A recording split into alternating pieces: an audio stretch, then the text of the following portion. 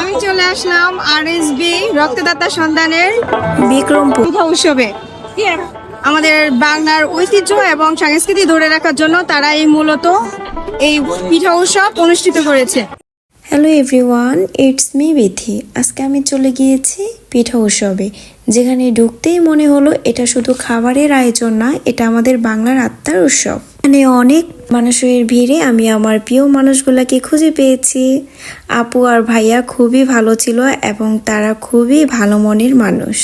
ইনশাআল্লাহ আপু এবং ভাইয়ার সাথে আবারও দেখা হবে। পিঠা আসলে শুধু খাবার না, পিঠা আমাদের আবেগ। এই পিঠা উৎসবে এসে বুঝেছি আমরা যত আধুনিকই হই না কেন, শিকড় কিন্তু এখনো মাটিতেই বাঁধা। নতুন প্রজন্ম যখন আগ্রহ নিয়ে পিঠা বানাচ্ছে, কিনছে, জানছে, তখন মনে হয় আমাদের সংস্কৃতি এখনো বেঁচে আছে।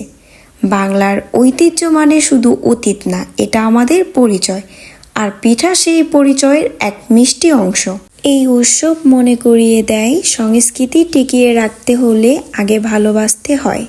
পিঠার প্রতিটা স্বাদে, প্রতিটা গন্ধে আজও বেঁচে আছে আমাদের বাংলা। চালের গুঁড়া, নারকেল, খেজুরের গুড়, এই সাধারণ উপকরণ দিয়ে তৈরি হয় অসাধারণ সব পিঠা।